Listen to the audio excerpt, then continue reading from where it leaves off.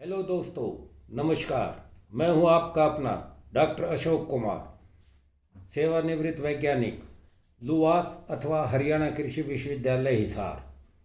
जी हाँ, संस्थापक एवं संचालक Snow View mushroom lab and training centre, Narela, Delhi 110040।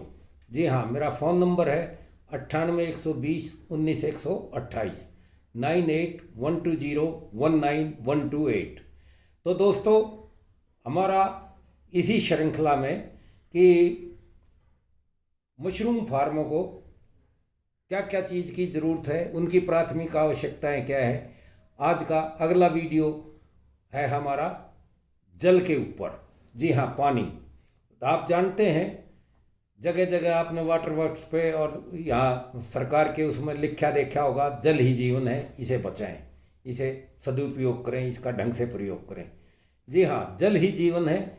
तो ये इसमें भी मशरूम फार्म के लिए भी पूरी तरह से लागू होता है। अगर आपका फार्म कहीं ऐसी जगह है जहाँ का पानी ठीक नहीं है, तो गारंटी मानना कि आपका फार्म एक न एक दिन आगे पीछे बंद होगा ही होगा, वो बंद होकर ही रहेगा। पानी इसके लिए बहुत ज़रूरी है। आप इसका अगर वो देखोगे, कंपोजिशन देखोगे मशरूम का, तो आप जानते ही हैं कि लगभग 91% पानी इसमें उपलब्ध है। बाकी इसमें सारा प्रोटीन वगैरह और सूक्ष्म तत्व वगैरह, एंजाइम्स, विटामिन्स वगैरह, खनिज वगैरह वो है। तो दोस्तों, आप देखते होंगे कि किसी भी जीवित चीज़ के लिए जल जीवन है, मशरूम के लिए भी जल जीवन है। अब हमें ये देखना है कि इसके लिए आप कैसा पानी आपके फार्म पे हो, कैसा जल आपके फार्म पे हो और कैसा जल आप प्रयोग करेंगे, ये एक विचारणीय बात है। और हमने जो सर्वे किया है पिछले 4 साल से, उसमें भी हमें पाया है कि आप इसका जल का प्रयोग ठीक ढंग से नहीं करते और इसका बड़ी बेरहमी से और बड़े बेतरतीब वार से वो इसको इस्तेमाल करते हैं। तो दोस्तों, जल कैसा होना चाहिए, एक नज़र में अगर कहा जाए तो वो पानी इसके लिए सर्वथा उचित और उपयुक्त है जो आपके मनुष्य के पीने के लिए ठीक ठाक है, लाभदायक है। तो उस पानी को, जिस पानी को आप स्वयं पी सकते हैं, तो उस पानी को आप इसके अपने फार्म पे इस्तेमाल कर सकते हैं। लेकिन अब इसको आप कैसे टेस्ट करेंगे? ये 2 तरीके से टेस्ट होता है आपका जल जो है। नंबर 1 कि उसका केमिकल कंपोजिशन क्या है, उसकी रासायनिक संरचना कितनी है, वो सॉफ्ट वाटर है या हार्ड वाटर है। आप देखते होंगे घरों में जब आपके यहाँ वो क्या कहते हैं, आरओ लगाने आता है आरओ वाला, तो वो एक टीडीएस मीटर रखता है और उससे आपके पानी की बताएगा कि इसमें इतनी हार्डनेस है, और अब हमने आरओ लगा दिया तो ये इतनी हार्डनेस पर हमने ला छोड़ा है। और आप देखते हो कि जब नमक, एक्स्ट्रा नमक उसमें से निकल जाते हैं, साल्ट्स निकल जाते हैं, तो वही पानी जो पहले आपको थोड़ा खारा लग रहा था या मर्रा लग रहा था, वही पानी आपको मीठा लगने लगता है और आप उसको आरओ को इस्तेमाल करते हैं। तो एक तो इसका केमिकल कंपोजिशन आप चेक कराइए, केमिकल कंपोजिशन ठीक होना चाहिए। दूसरा, आपको इसका बैक्टीरियोलॉजिकल क्वालिटी, मतलब बायोलॉजिकल क्वालिटी इसकी कैसी है, उसमें जीवाणुओं की संख्या कितनी है, वो पीने लायक है भी या नहीं है, उसको भी आप चेक करा सकते हैं। तो ये दोनों तरह का अगर आपका इसका चेकिंग करानी है, तो आपको एक उपयुक्त सोर्स पता होना चाहिए, स्रोत पता होना चाहिए कि कहाँ से आपके इसके रिजल्ट अच्छे मिलेंगे। तो आपके यहाँ आसपास हर राज्य में कृषि विश्वविद्यालय हैं, वहाँ वेटनरी विश्वविद्यालय हैं, पशुपालन, पशु चिकित्सा के, और मेडिकल कॉलेज हैं, मेडिकल इंस्टीट्यूट भी अब जगह जगह हो गए हैं। तो इनकी सही अगर आपको टेस्टिंग करानी है, तो आप जाके वहाँ माइक्रोबायोलॉजी डिवीज़न में या उनके पैथोलॉजी डिवीज़न में वहाँ पे मिलिए, या केमिस्ट्री का जो डिवीज़न है जो केमिकल एनालिसिस करेंगे, उनसे जाके मिलिए, उनसे सैंपल बॉटल लीजिए, उनसे सारा प्रोसीजर पूछिए और आप उनको सैंपल ले जाके देंगे, तो वो आपके जल को टेस्ट करके आपको बता देंगे कि आपके इसमें ये कमियां हैं या ये अच्छाइयाँ हैं और आपको यहाँ ये काम करना चाहिए या नहीं करना चाहिए। वो आपको पूरी रिपोर्ट बना के देंगे, तो वो आप अच्छी तरह से उसको टेस्ट कराएं। और टेस्ट कराने के मैंने आपको तरीके बता दिए हैं कि किस किस जगह टेस्ट होगा। बड़े शहरों में कोई कोई एक आधी लैब भी ऐसी है जहाँ पे केमिकल और बैक्टीरियोलॉजिकल क्वालिटी टेस्ट की जा सकते हैं, जो खून थूक वगैरह और ये टेस्ट करते हैं, स्टूल वगैरह टेस्ट करते हैं।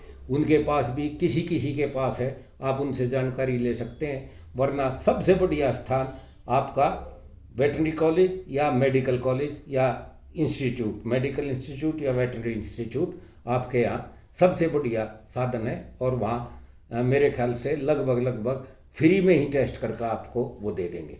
तो उनसे टेस्ट कराइए ताकि आप अच्छा वो करें। इस बारे में मैं आपको अपना 34 साल का अनुभव बताऊं कि मेरा खुद का फार्म मैं अपने यहाँ लगाता था, 50 शेड लगाता था, 23 बाई 50 के, और बहुत अच्छा मैंने इससे पैसा कमाया। 29 साल के करीब मैंने मशरूम लगाई। तो एक बार मैंने यहाँ वो काम किया, अपना 24 शेड लगाए फार्म पे। तो देखा कि बहुत बढ़िया उसमें स्पॉन्ज चला।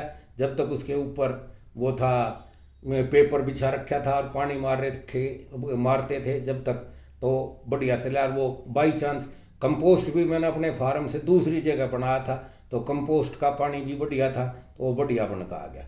लेकिन जैसे ही उसको पेपर को उतारा, केसिंग की, तो केसिंग करने के बाद जैसे ही पानी उस पर डायरेक्ट हम अपने फार्म का मारने लगे, तो मैं देख के हैरान था, अचंभित था कि उसमें से मशरूम का माइसीलियम जो बहुत बढ़िया चला हुआ था और उसकी बहुत बढ़िया खुशबू आती थी।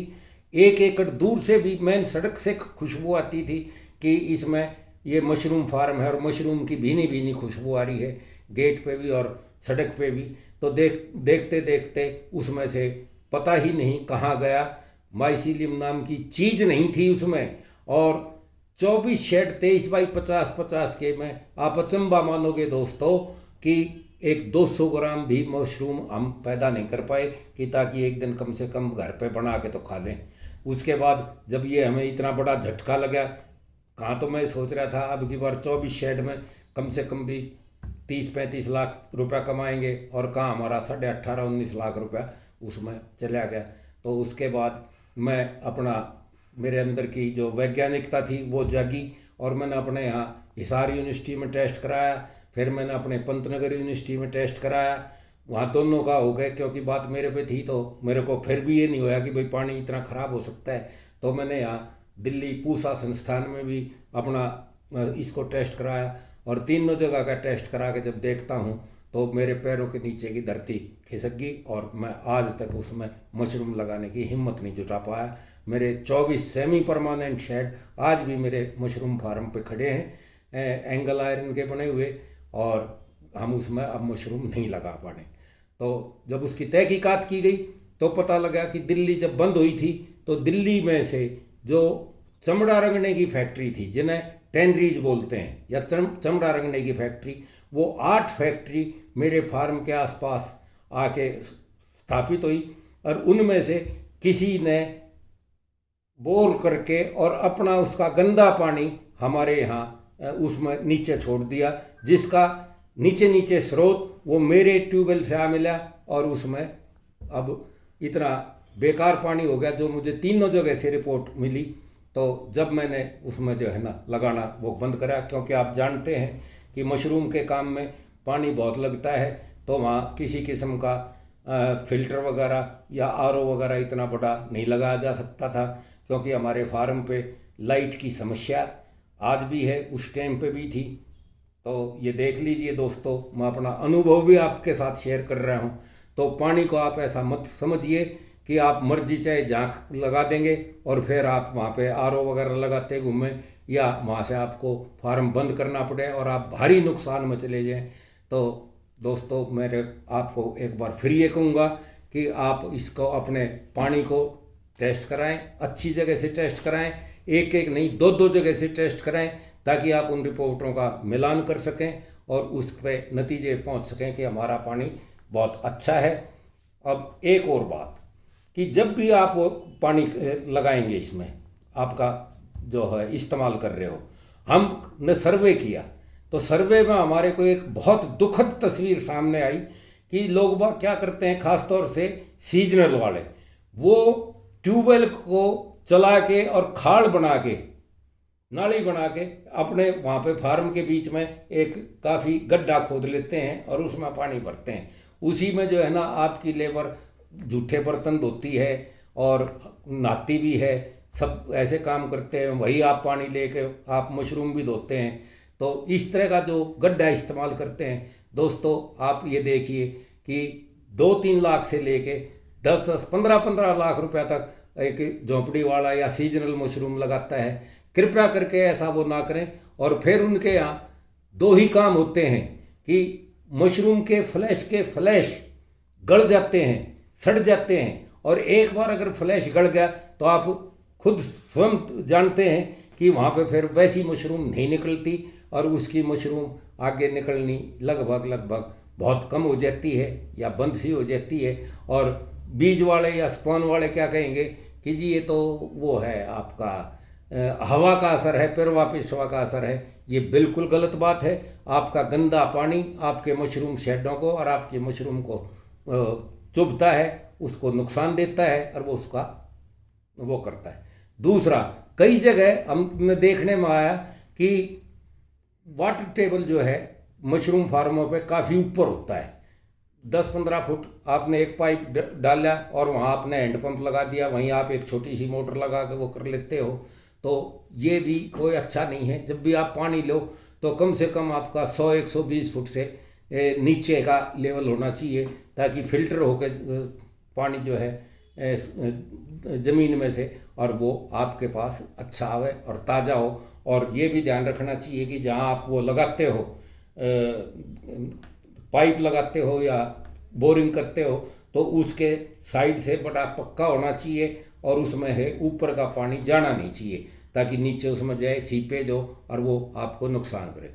तो दोस्तों, मैंने आपको बताया कि जल कितना ज़रूरी है और आप उसको कैसे टेस्ट करा सकते हैं, कहाँ से टेस्ट करा सकते हैं, और आपको बोरिंग कितना गहरा करना चाहिए। और आपको ये गड्ढे तो बिल्कुल मत इस्तेमाल कीजिए। गड्ढे की जगह आप कम से कम 3-4 हज़ार की एक 500 लीटर की टंकी लीजिए, उसमें भरिए, उसी से आप स्वच्छ पानी अपने उसमें इस्तेमाल कीजिए अपने फार्मों पे जो वाटरिंग वगैरह के लिए करते हो। तो मेरा आज का यह विषय यहीं पे समाप्त है। मैं आपको कहना चाहूँगा, एक संदेश दूंगा कि पुस्तकों व इंसानों को पढ़ना सीखो। पुस्तकों से ज्ञान और इंसानों से आपको अनुभव मिलेगा। जी हाँ, ये ध्यान रखना। एक बार मैं आपको फिर अपना वो बता देता हूँ पता ठिकाना। मैं डॉक्टर अशोक कुमार, सेवानिवृत्त वैज्ञानिक, लुवास अथवा हरियाणा कृषि विश्वविद्यालय हिसार, भारतवर्ष की नंबर 1 प्रयोगशाला का संस्थापक, Snow View mushroom lab and training centre, Narela, Delhi 40। जी हाँ, मेरा फ़ोन नंबर है 98-120-19-128, 98-120-19128। इस चैनल को, मेरे चैनल को आप सब्सक्राइब करें, इसका आइकॉन बटन दबाएं, ताकि आप जल्दी से जल्दी ये आप तक ये पहुँचे और आप इस जानकारी को आप भी देखें, सुनें और अपने यार दोस्तों को भी दिखाएं, सुनाएं। जैसे ही 200 व्यूज़ हो जाएंगे, मैं आपको अगला वीडियो किसी और अन्य विषय पर आपको बना के डालता रहूँगा। धन्यवाद। ओके, बाय बाय, नमस्कार।